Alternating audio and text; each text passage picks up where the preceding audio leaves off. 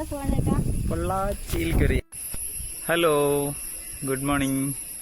ഞങ്ങളിന്ന് ചെറുതായിട്ട് ഒരു ഷോപ്പിങ്ങിന് ഇറങ്ങുകയാണ്. പൊള്ളാച്ചി പറഞ്ഞ സ്ഥലത്ത്, തമിഴ്നാട്ടിലേക്കാ.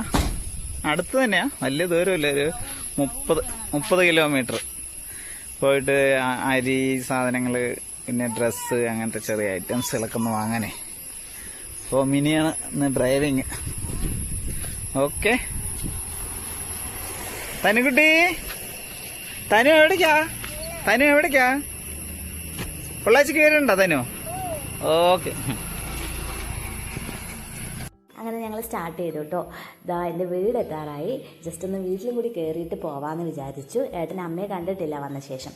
അപ്പോൾ അമ്മയെ ഒന്ന് കണ്ടിട്ട് പിന്നെ വീണ്ടും നമുക്ക് പൊള്ളാച്ചിയിൽ പോകാമെന്ന് വിചാരിച്ചു. ഇതാ വീടെത്തിയതിൻ്റെ അതിനുശേഷം അമ്മയെ കണ്ട ശേഷം ഞങ്ങൾ പൊള്ളാച്ചിയിലേക്ക് വണ്ടി എടുത്തു കേട്ടോ.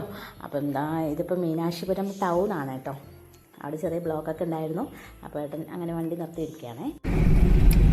നല്ല ഭംഗിയുണ്ടല്ലേ ഏട്ടാ ഈ സ്ഥലം? അതെ, നല്ല കൂളിംഗ് ആയിരിക്കും. അതെ, എത്ര വെയിലുണ്ടെങ്കിലും ഇവിടെ എത്തിയ തണുപ്പാണ്.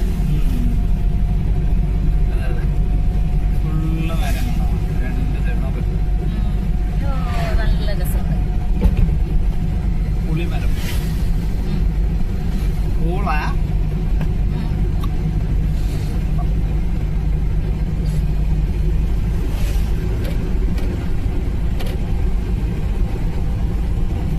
തനു എവിടേക്കാ? തനു പൊള്ളാച്ചിലേക്കാ? പൊള്ളാച്ചിക്ക് പോവാ കുട്ടി. സൂപ്പർ. ചായ കുടിക്കാം.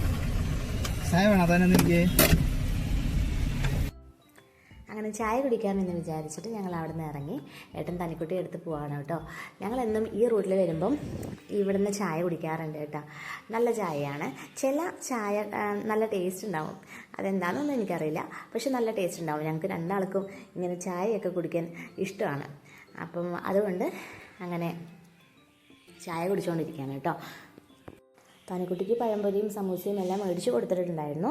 പക്ഷേ അവൾ അതൊന്നും കഴിച്ചില്ല, വെറുതെ കയ്യിൽ പിടിച്ചുകൊണ്ടിരുന്നു. ചായ കുടിച്ചതിന് ശേഷം ഞങ്ങളിതാ വീണ്ടും ആ റെസ്റ്റോറൻറ്റിൽ നിന്ന് ഇറങ്ങി.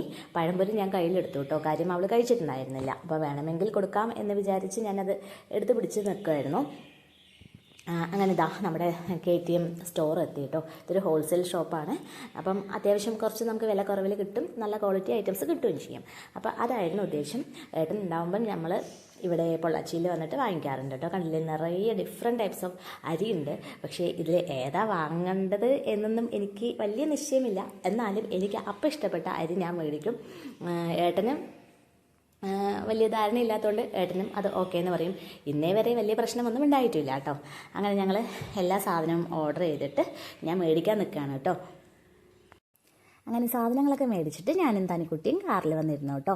അവർ അരി കൊണ്ടുതരും, അതിന് വേണ്ടിയിട്ട് ഞങ്ങൾ വെയിറ്റ് ചെയ്യാണ്.